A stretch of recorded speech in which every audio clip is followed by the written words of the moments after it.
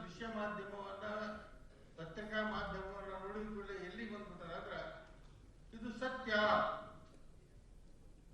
ಏನ್ರಿ ನಮ್ಮ ನಿನ್ ಪೇಪರ್ನಾಗ ಬಂದೈತಿ, ನಿನ್ನೆ ಟಿವಿ ಹೇಳಿದ್ರಿ ಅಂದ್ರೆ ಅದು ಸತ್ಯ.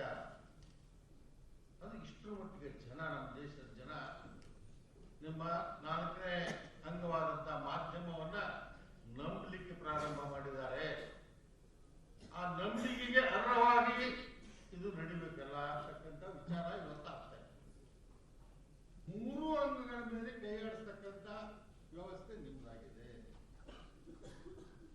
ಈ ಮಾಧ್ಯಮ ರಂಗ ಏನಿದೆಯಲ್ಲ, ಶಾಸಕಾಂಗ ತಪ್ಪು ಮಾಡಿದ್ರು ಹೇಳ್ತಕ್ಕಂಥದ್ದು ನೀವು ಮಾಡ್ತೀರಿ, ಕಾರ್ಯಾಂಗ ತಪ್ಪು ಮಾಡಿದಾಗಲೂ ತಾವು ಹೇಳ್ತಕ್ಕಂಥ ಕೆಲಸ ಮಾಡ್ತಾ ಇದ್ದೀರಿ, ನ್ಯಾಯಾಂಗ ತಪ್ಪಾದ್ರೂ ಹೇಳ್ತಾ ಇದ್ದೀರಾ.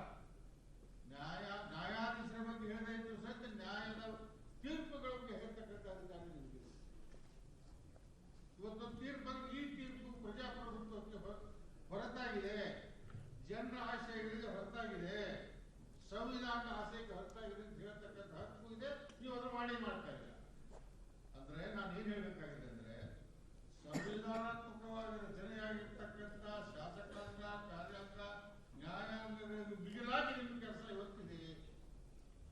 ಪ್ರಜಾಪ್ರಭುತ್ವ ಯಶಸ್ವಿ ಆಗಬೇಕಾದ್ರೆ ನಿಮ್ಮ ಒಂದು ಏನು ಕೆಲಸ ಇದೆ ಬಹಳ ಮಹತ್ವ. ವಿಧಾನಮಂಡಲದಲ್ಲಿ ಚರ್ಚೆ ಆದ್ರೆ ಅದು ಪ್ರಚಾರಕ್ಕೇ ಬರೋದಿಲ್ಲ. ಇದು ಬಹಳ ನೋವಿನ ಸಂಗತಿ. ಏನೋ ಒಂದು ಅಗತ್ಯ ಘಟನೆ ಒಂದು ಆಯ್ತು, ಅದು ಆಗಬಾರ್ದು, ಆಗಿರ್ತದೆ, ಅದು ತಿಳಿಸ್ಬಾರ್ದು ಅಂತ ಹೇಳಿದ್ರೆ ತಿಳಿಸ್ರಿ.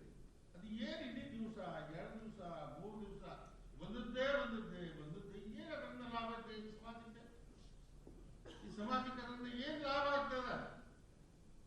ಜನರಿಗೆ ಒಳ್ಳೇದಾಗ್ತಕ್ಕಂಥ, ಸಮಾಜಕ್ಕೆ ಒಳ್ಳೇದಾಗ್ತಕ್ಕಂಥದ್ದನ್ನ ಪದೇ ತಾವು ಹೇಳಿ ಜನರಿಗೆ ತಿಳುವಳಿಕೆ ಕೊಡ್ತಕ್ಕಂಥ, ಜನರ ಮಟ್ಟಿಗೆ ಮುಟ್ಟಿಸ್ತಕ್ಕಂಥ ಕೆಲಸ ಮಾಡಿದ್ರೆ ನೀವು ಯಶಸ್ವಿ